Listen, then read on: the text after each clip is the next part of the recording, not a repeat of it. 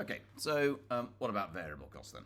So we said that variable costs are the costs that rise in total as you make more units, and the most important of all of the variable costs, and there are a few of these, and we'll build up our model kind of slowly. We've done fixed costs. We'll now do variable costs, which takes a bit longer. But the very most important one is what's called marginal cost. Marginal cost. I mean, there's lots of different ways of explaining it. The way I like to think about it is it's the extra cost of an extra unit. And it tends to be businesses that are making things that have a lot of variable costs. Because obviously, if you're making stuff, you've actually got to pay to make it. You've got to pay for the components, you've got to pay for the labour that's going to make it, and so on.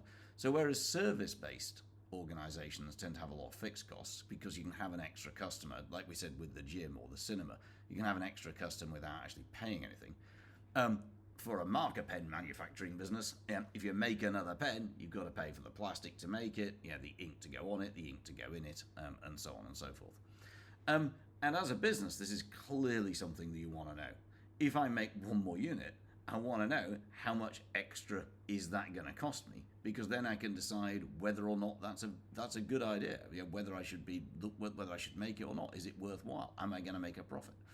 If you're a business and you're engaging in a contract, you want to know how much the customer's going to pay, but you've got to compare that against how much extra is it going to cost you to do that contract.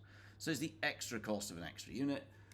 Sometimes, I like to think of it as the idea of the individual cost. It's the cost of making this pen. This particular one. If I suddenly decide to make this pen, which I hadn't made before, how much extra is it going to cost me? If you look in a book, it'll say it's the change in total cost. The change in total cost, from making one more unit. Which is fine, but I think you'll find it easier to understand by thinking about it as the extra cost of an extra unit, and I think that's a good way of thinking about it. Okay, fine. So a business is going to care about this because they need to know, if I make this unit, am I going to make any money from it? Is it going to add to my profits or not? So given that we've said that businesses in the short run initially have increasing returns to a variable factor, and eventually diminishing returns to a variable factor, what does that mean about the firm's marginal costs? What will they look like? So again, remember, this isn't, although what I'm going to talk about now is to do with product curves, our axes have changed. So our axes from this point onwards, this is always going to be units or quantity or output or something like that. This is always going to be money, costs or revenue and so on.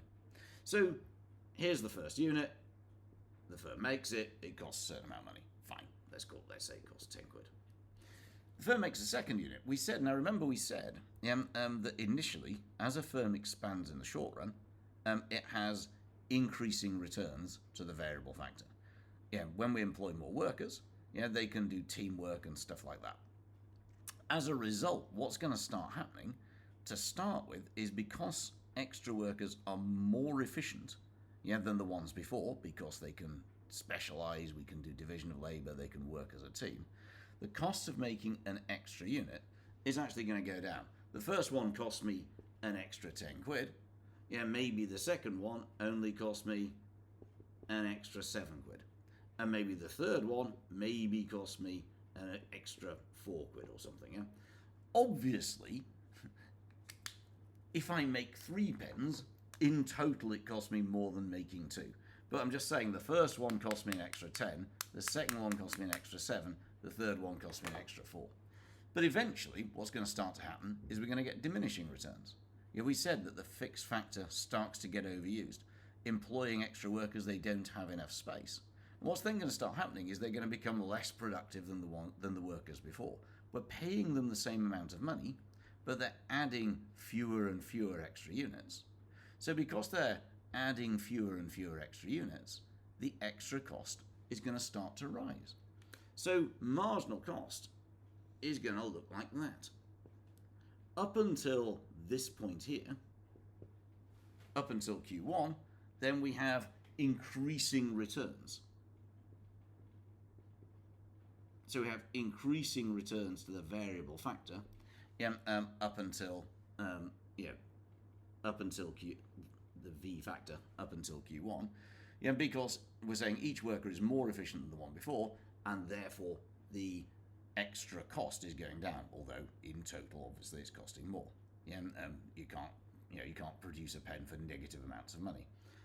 After Q1, though, workers start to become less efficient. This is where we have diminishing returns to the variable factor. Each worker is less productive than the one before, and therefore marginal cost starts to rise. Rats, sorry.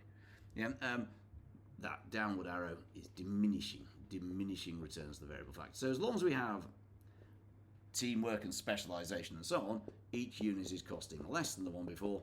Beyond that point, each unit starts to cost more than the one before.